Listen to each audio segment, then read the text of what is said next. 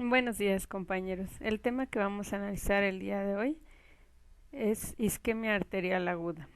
Vamos a comenzar con un caso clínico, el cual describe un paciente con estenosis mitral con fibrilación auricular. Comienza 2 horas antes y en forma brusca con dolor, frialdad y a continuación parálisis de la pierna izquierda. En la exploración hay ausencia de pulso femoral y distal de dicha pierna. De las siguientes actitudes, la más correcta sería A. Hacer una trombectomía iliofemoral. B. Hacer una aortografía. C. Iniciar un tratamiento heparínico. D. Administrar dicumarínicos o introducir al paciente en una cámara hiperbárica. Bueno, a través de esta presentación vamos a tener todas las pautas para poder responder a estas preguntas. Como antecedentes históricos, ustedes recordarán a William Harvey en el siglo XVII.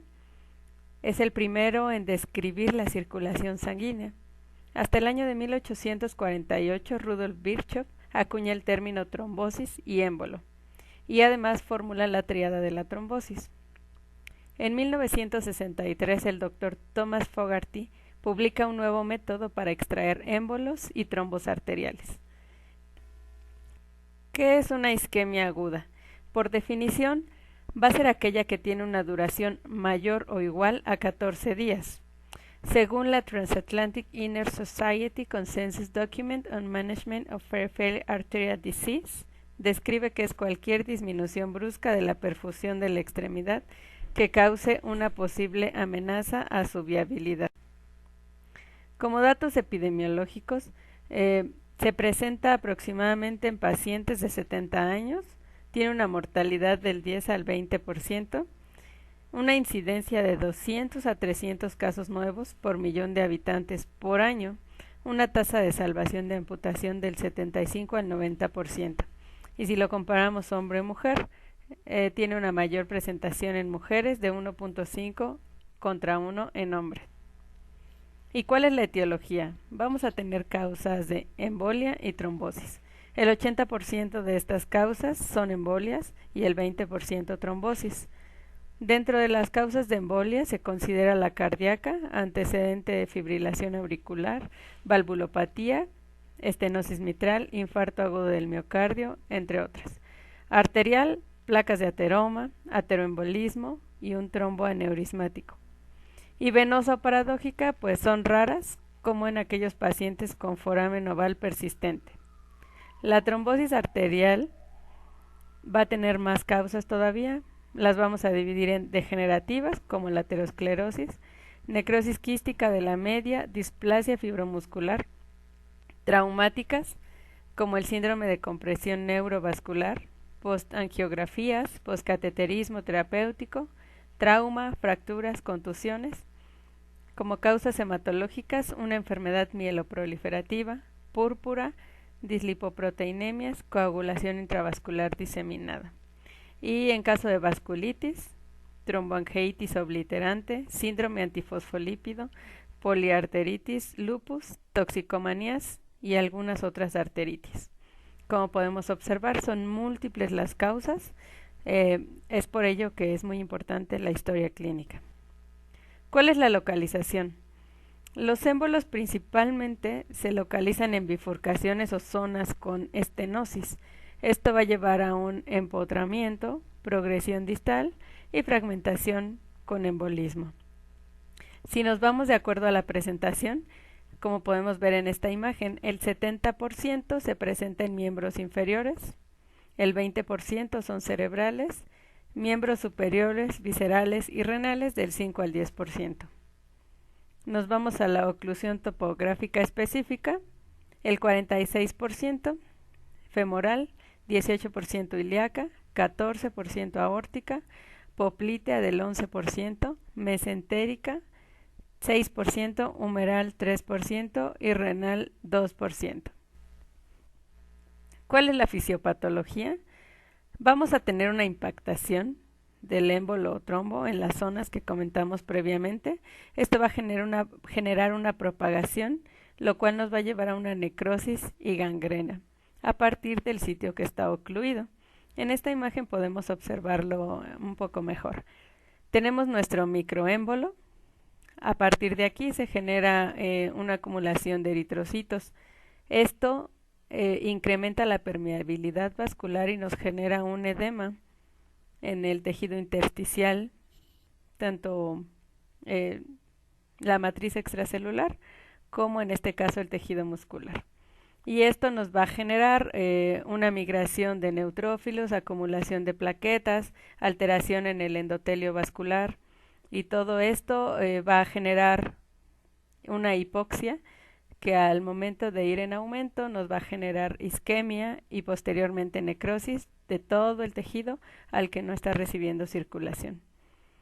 Cada tejido va a tener una resistencia diferente a la isquemia. El sistema nervioso periférico es de 3 horas y el tejido muscular de 24 horas. De ahí la importancia de dar un tratamiento oportuno a estos pacientes. ¿Cuál es el cuadro clínico? Se describen las 5 P's más 1, que sería dolor, parestesias, palidez, ausencia de pulsos, alteración en la función motora, y el sexto, poiquilotermia. Cuando nosotros tenemos esta presentación, hay que determinar si el origen es embólico o trombótico. El origen embólico nos refiere que es de un inicio súbito. El paciente determina el momento exacto en el que comenzaron los síntomas. Hay un foco embolígeno conocido en pacientes con arritmia cardíaca, aquellos que han tenido un embolismo previo, pacientes que tienen ausencia de claudicación previa y pulsos normales contralaterales. El dolor es un síntoma característico. Inicia en el sitio de la impactación. Es muy intenso en la mayoría, el 60% de los casos, y puede desaparecer o aumentar, esto dependiendo si tiene colaterales o una trombosis secundaria. Y por lo que vimos anteriormente en la fisiopatología, se va a acompañar de palidez y frialdad. Los signos claves de gravedad isquémica va a ser el dolor persistente, pérdida de la sensibilidad y debilidad muscular, por lo que comentábamos anteriormente de la resistencia de los tejidos a la isquemia. Vamos a tener síntomas precoces y tardíos. Los precoces va a ser el dolor, como mencionábamos, es súbito, frialdad y parestesias. Tardíos se va a agregar hipoestesia o incluso llegar a la anestesia y parálisis, empastamiento muscular y cianosis. Signos, ¿cómo lo vamos a valorar nosotros? ¿Cómo se va a traducir? En ausencia de pulsos, palidez, depresión venosa. Y de forma tardía ya va a presentar flictemas, edema y rigidez muscular. Se maneja una clasificación a través de los criterios de Rutherford, que lo va a dividir en 3 categorías, 1, 2 y 3. La categoría 1 refiere que nuestro miembro extremidad es viable, la 2 está amenazada y la 3 es un tipo irreversible. La número 2 la vamos a clasificar en A y en B. Podemos observar en esta tabla la clasificación. La categoría 1 viable no requiere cirugía urgente. Estos pacientes no tienen pérdida de la sensibilidad ni debilidad muscular y el Doppler arterial es audible, así como el venoso. El tipo 2A requiere cirugía de manera pronta. Tiene una mínima pérdida de sensibilidad, solamente distal. No hay debilidad muscular todavía. El Doppler es inaudible y el Doppler venoso también alcanza todavía a ser un poco audible. La 2B, a diferencia de la anterior, es que tiene una amenaza inmediata. Si no damos un tratamiento en ese momento, va a avanzar a un grado 3, que es un daño irreversible. Este paciente requiere cirugía inmediata. Va a tener pérdida de la sensibilidad, que es asociada a dolor en reposo, debilidad muscular moderada, el Doppler arterial inaudible y el venoso todavía es audible. En el caso 3, que es una categoría ya irreversible, nuestro paciente va a tener parálisis, pie equino, la sensibilidad va a estar perdida, Doppler arterial y venoso inaudible, lo cual va a requerir una amputación directa. No sé si recuerdan el caso de la paciente que tuvimos en la cama 17, ella ya tenía una clasificación 3, es por ello que ameritaba amputación.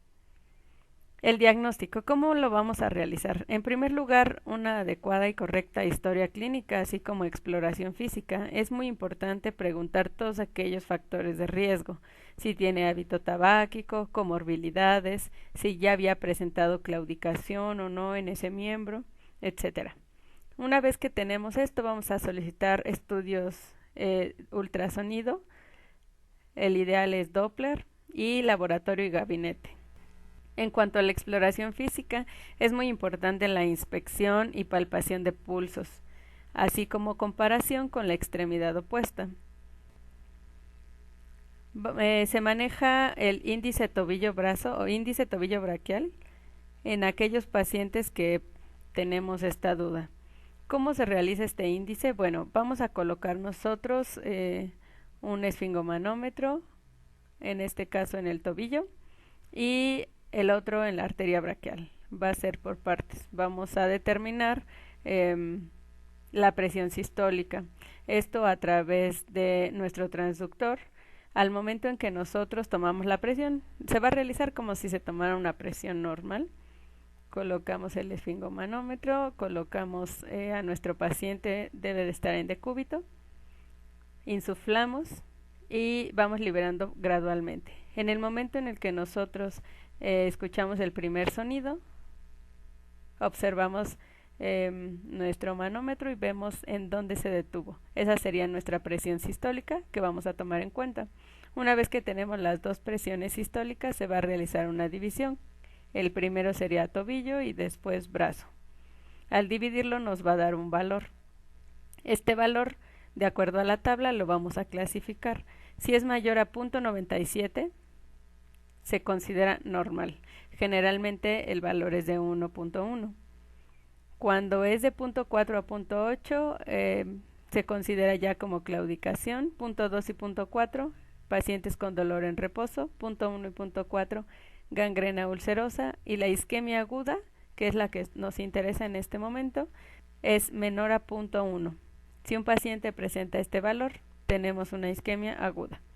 Una caída de al menos 30 milímetros de mercurio de la presión entre estos dos segmentos va a indicar una oclusión arterial entre ellos. Es decir, este índice nos ayuda para determinar estas diferencias de presión braquial y en tobillo. Sin embargo, nosotros a la exploración física, si encontramos, no sé, en una extremidad las características de una probable isquemia, en esa misma extremidad nosotros vamos a realizar la toma de presión, que sería proximal y distal. Si tenemos una diferencia de 30 milímetros de mercurio entre la proximal y la distal, también nos indica que hay una oclusión arterial entre esos dos segmentos. El ultrasonido hay diferentes tipos. El primero es el Doppler portátil, uni o bidireccional. Este es el que se utiliza para el índice braquial tobillo y nos va a dar únicamente el sonido. Si nosotros tenemos silencio distal, significa que hay una oclusión. El siguiente es el ecodoppler, el cual nos va a mostrar el sitio de la obstrucción, la existencia de trombosis y ya en expertos, aneurismas, quistes popliteos y trombosis venosas periféricas asociadas. Aquí tenemos una imagen de cómo sería este reporte. Nosotros observamos los flujos arteriales en este caso y se determina a través de una imagen y de una escala de colores si tenemos obstrucción de nuestro trayecto arterial. Este también nos sirve mucho para valorar arterial y venoso. El siguiente estudio sería una arteriografía. La arteriografía nos va a mostrar signos característicos en caso de que tengamos una embolia. Aquí se menciona detección brusca del contraste, si lo podemos observar cómo se detiene de una manera brusca, una imagen de menisco invertido, puede haber presencia de obstrucción de dos vasos en paralelo, ausencia de circulación colateral y no debe rebasar el tratamiento. Esto, o sea, el hecho de realizar una arteriografía no es fundamental. Si nosotros ya tenemos el ultrasonido, debemos de dar el tratamiento. El no tenerla no debe retrasar el tratamiento médico o quirúrgico, dependiendo cada caso. En esta imagen podemos observar una arteriografía donde tenemos embolia arterial. Esto es de la arteria poplitea. Como recordarán por la anatomía, no tenemos en este caso colaterales, lo cual nos lleva aquí a un riesgo muy alto de avanzar a un Rutherford 3, como se puede observar en estas imágenes. También se puede utilizar angiografía con resonancia magnética y tomografía computada. ¿En qué casos voy a realizar una angiografía con resonancia magnética? Bueno, obviamente en primer lugar no lo tenemos, ya es de subespecialidad, pero hay que saber sus indicaciones. Estas ha venido teniendo un gran impacto porque se puede utilizar en pacientes con insuficiencia renal, en aquellos que no se puede utilizar medio de contraste. Nos va a dar imágenes fidedignas, como lo observamos aquí. Esta sería una angiografía con resonancia magnética. Lo que se utiliza es gadolinio, el cual es inocuo a nivel renal. La tomografía se ha utilizado para valorar la permeabilidad de arterias tibiales, que es como más específica, y esto nos permite identificar posibles vasos susceptibles de intervención reconstructiva. Estos estudios para la isquemia aguda, pues como les comentaba, ya están como para tercer nivel. En caso de isquemia crónica es más común y se utiliza un poco más debido a que nos da una reconstrucción en 3D a través de la tomografía. Esto nos permite idear un plan terapéutico, la vía de acceso y qué debemos de utilizar al momento de la intervención. En primera instancia, pues no son estudios en primer lugar para pacientes con isquemia aguda. ¿Qué diferencias vamos a encontrar entre embolia y trombosis? Desde la anamnesis, como lo veíamos, una embolia está asociada a cardiopatía embolígena, como fibrilación auricular, por ejemplo, y la trombosis, historia de claudicación intermitente previa. Factores de riesgo como tabaco, diabetes mellitus, dislipidemia, hipertensión, en una embolia son raros, trombosis son frecuentes. La instauración en una embolia, como lo comentábamos, es brusco y agudo. La trombosis es progresivo y subagudo. Hallazgos de isquemia crónica en la embolia son raros, en la trombosis son frecuentes y hay ausencia de pulsos contralaterales. La localización en miembros superiores, embolia es frecuente, trombosis es raro. En miembros inferiores, embolia es frecuente, trombosis es exclusivamente. ¿Y qué imagen vamos a encontrar en la arteriografía? En la embolia, un stop en cúpula, mínima ateromatosis y una escasa circulación colateral. Esto porque fue abrupto. En el caso de trombosis es un stop irregular, estenosis segmentarias en otros territorios, ateromatosis y hay abundante circulación colateral, ya que esto fue progresivo y dio tiempo a que se generara circulación colateral. El tratamiento. Esto es un algoritmo diagnóstico y tratamiento. En primer lugar, vamos a clasificarlo a través del ultrasonido, al menos Doppler, y de la clínica. Recordemos que la clase 1 y 2A se pudiera considerar leves. En estas el tratamiento puede retrasarse. Se considera el uso de heparina, estudio de otras enfermedades coincidentes y una angiografía que pudiera ser semiprogramada. La clase 2B requiere un tratamiento inmediato obligatorio. Se debe realizar una heparinización terapéutica y una angiografía urgente. Y la clase 3, como lo comentábamos que es irreversible, requiere una amputación mayor. Aquí no hay que pasar por todo lo demás, realizar una angiografía. No, si ya es irreversible, vamos directo a la amputación. Una vez que tenemos nuestro diagnóstico preciso, vamos a valorar nuestro tratamiento. Sí puede ser observación, que solo es en la clase 1, trombectomía mecánica, tratamiento trombolítico o revascularización quirúrgica. El tratamiento médico, en primer lugar vamos a administrar heparina intravenosa no fraccionada con una dosis de carga de 80 unidades por kilo y una dosis de mantenimiento de 18 unidades por kilo por hora, hasta alcanzar un TTP del doble del valor de base. En caso de que no se cuente con heparina no fraccionada, podemos utilizar enoxaparina, que es la más disponible en la mayoría de los lugares. La dosis sería de 1 a 1.5 miligramos por kilo dosis cada 12 horas. Recordemos que en la isquemia aguda vamos a tener un dolor intenso. Hay que administrar a nuestros pacientes analgésicos opioides. Es importante recordar que el dolor no mejora hasta que se restituye la circulación. Vamos a comentar el tratamiento trombolítico. En esto se van a utilizar activadores de plasminógeno, que encontramos tres tipos: urosinasa, alteplasa o reteplasa. El primero es un activador tisular de plasminógeno, que sería la alteplasa. Este está formado a través de DNA recombinante y su mecanismo de acción es directo, se va a unir directamente a la fibrina. La streptosinasa, que se obtiene a través del estreptococo beta-hemolítico, forma un complejo estable a razón de 1:1 con el plasminógeno. Y la urosinasa, metabolizada en células renales, activa directamente el plasminógeno. Entonces ello nos va a actuar directamente en la disolución del trombo que se encuentra ocluyendo nuestra arteria. Vamos a encontrar contraindicaciones absolutas y relativas para el tratamiento trombolítico. Las absolutas en pacientes con antecedentes de ictus hemorrágico, neoplasia intracraneal conocida, malformación vascular intracraneal, ictus no hemorrágico en los 3 meses previos, sospecha de disección aórtica, hemorragia activa o diátesis hemorrágica ya conocida. En este caso se excluye la menstruación. Cirugía o traumatismo craneal o facial significativos en los 3 meses previos. Y como contraindicación relativa, aquí sí se tiene que evaluar el estado de cada paciente, el estado riesgo-beneficio.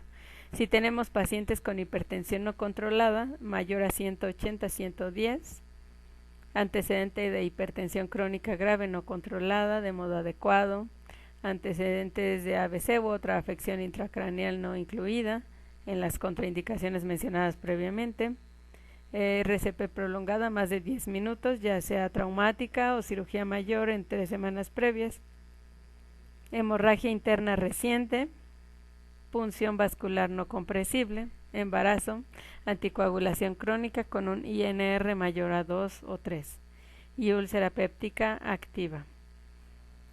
Aquí es muy importante en pacientes con infarto agudo de miocardio de bajo riesgo, es una contraindicación absoluta, la presión mayor a 180-110. Bueno, en esta imagen nosotros podemos observar un paciente que se le dio tratamiento trombolítico. Se observa nuevamente el flujo arterial. El siguiente sería la trombectomía mecánica. Esta se realiza a través de varias formas. El primero que vamos a ver es el catéter Fogarty. Se introduce en una vía distal, por lo regular femoral.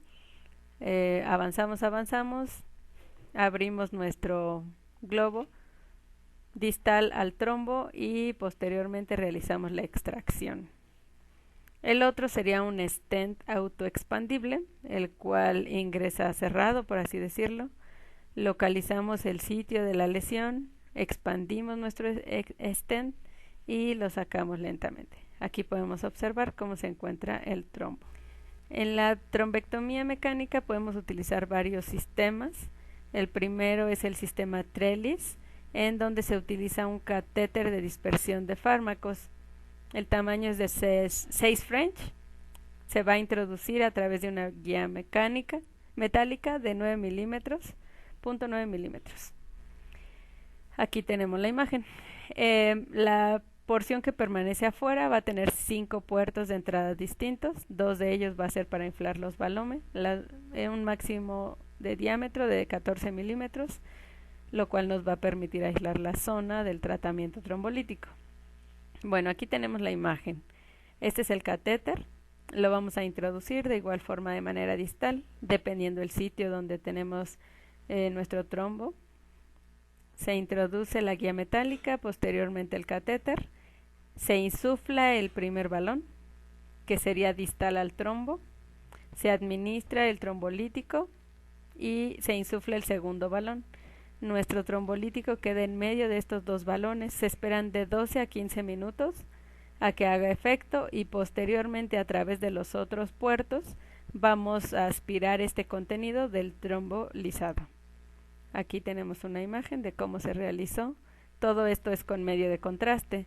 De hecho, el primer globo se introduce 1/3 de medio de contraste y 1/3 puede ser solución salina, para que nosotros podamos observar el lugar exacto donde se ubica. Una vez que pasó el tiempo y que aspiramos nuestro trombo ya lisado, se desinfla el balón distal y se procede a extraer el catéter con el balón proximal abierto. Esto nos ayuda a quitar todo el resto del trombo que quedó en esta zona. El siguiente es el sistema AngioJet, el cual utiliza un efecto Venturi. Va a estar conformado por 3 partes, por así decirlo. El primero va a ser una máquina que nos va a proporcionar la solución salina, un catéter que se va a introducir igualmente como el anterior, que tiene doble luz. Esto nos va a permitir obtener el efecto deseado. Se los explicaré en un momento más. Y este sistema de aspiración que nos va a permitir aspirar el trombo una vez que se ha lisado. Entonces, nosotros tenemos nuestro equipo, vamos a introducir el catéter, de igual forma dependiendo la localización, como les comento, por lo regular es femoral, pero pues depende de dónde se encuentre nuestro trombo. Va a constar de 2 puertos. En el primero vamos a tener una instilación del suero salino que va a ingresar a una velocidad de 350 a 400 kilómetros por hora. Una vez dentro del vaso por donde se encuentra el trombo, la otra luz del catéter nos va a permitir absorber ese mismo líquido. Entonces avanza y regresa, se instila, actúa y regresa. Esto es con una velocidad, como les comentaba, de 350 a 450 kilómetros por hora. Se instilan de 50 a 60 mililitros por minuto y esto nos va a permitir disolver el trombo. Únicamente se utiliza la solución salina, pero por la velocidad que lleva nos va a permitir disolver el trombo a través de este efecto Venturi. Una vez que ya realizamos trombectomía, se aspira por completo todo lo que haya quedado y se retira nuestro catéter. Y la revascularización quirúrgica abierta, vamos a tener diferentes incisiones que se pueden realizar. Aquí tenemos un ejemplo en caso de querer acceder a femoral, y poplitea va a haber también diferentes incisiones. Una vez que accedimos por plano, llegamos a nuestra arteria, utilizamos nuestras guías para ocluir la arteria de forma proximal y también distal. Realizamos una incisión longitudinal o vertical a través de la arteria con nuestro bisturí. Posteriormente la ampliamos con tijeras especiales y una vez que identificamos el trombo, lo extraemos directamente, como se observa aquí en la imagen. Se realiza la incisión y se extrae el trombo. Una vez fuera, se realiza cierre de nuestra arteria. Esto se manejan suturas no absorbibles como polipropileno de 5 a 6 ceros, indicados para cirugía vascular. Y realizamos el cierre de la misma. Hay un estudio que se realizó, el estudio Rochester, en donde se comparó el uso de urosinasa contra la intervención quirúrgica abierta. En estos pacientes se les dio un seguimiento a los 12 meses y se comparó entre el tratamiento trombolítico con el tratamiento quirúrgico. En cuanto a amputación a los 12 meses, los dos tuvieron el mismo efecto, es decir, el 18% de estos pacientes que se estudiaron requirieron amputación. En cuanto a mortalidad, les fue mejor a aquellos que utilizaron el trombolítico, que en este caso fue urosinasa, en comparación con los de la intervención quirúrgica, fue casi el doble de mortalidad. Hay otro estudio que fue el estudio STYLE, por sus siglas en inglés. También se comparó la trombolisis contra la cirugía. Aquí se observó que fue mayor la mortalidad, solo por el 1%. La amputación también fue mayor en el tratamiento quirúrgico y morbilidad importante, aquí sí fue mayor en los pacientes donde se realizó la trombolisis. Al final, comparando los estudios, Rochester, STYLE y Topaz 2, que también fue otro que se estudió específicamente la trombolisis, en pacientes donde se realizó la trombolisis, hubo una amputación del 18%, que fue similar que en cirugía, y una mortalidad del 16%, que fue mucho menor que en la cirugía abierta. STYLE, de igual forma, amputación fue mayor en la trombolisis que en la cirugía, pero la muerte fue mayor en cirugía. Y el estudio Topaz 2, fue mayor la amputación en pacientes con trombolisis, así como la muerte, comparado con la cirugía. Después de la reperfusión, ¿qué complicaciones va a presentar nuestro paciente? En primer lugar, el síndrome de reperfusión, lo cual nos va a llevar a hipotensión e hiperpotasemia. Puede llegar un síndrome compartimental y, lo más importante, al igual que lo anterior, el síndrome mionefropático metabólico. ¿Qué significa esto? Bueno, una vez que nosotros tenemos isquemia, se va a presentar mioglobulinuria, lo cual nos va a llevar a insuficiencia renal aguda. En los estudios que se han realizado, se observó mioglobinuria en hasta 20% de los pacientes. La mitad de los pacientes con creatinina sinasa mayor a 5000 desarrollaron insuficiencia renal.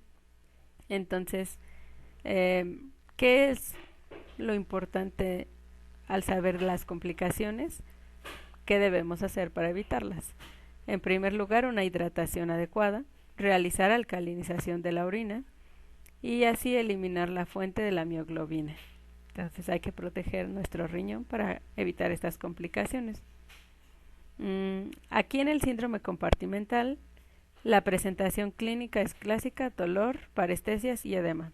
Y esto se va a presentar en presiones mayores a 20 milímetros de mercurio. Es muy importante la rehabilitación, que va a incluir la vigilancia y el control de la neuritis posisquemia con la ingestión de antineuríticos y analgésicos. En caso de amputación, también hay que tratarlo con un equipo multidisciplinario que incluya psicólogo, ortopedista y especialista en rehabilitación. El pronóstico: en pacientes con dolor isquémico de reposo tiene un 20% de amputación inmediata. El 11.4% de los que continúan fumando pierden la extremidad y el 8% de los no diabéticos pierden su extremidad, en comparación con los diabéticos, que es el 34%. Y eso sería todo.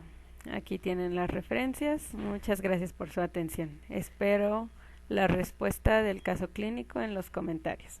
Que tengan un excelente día.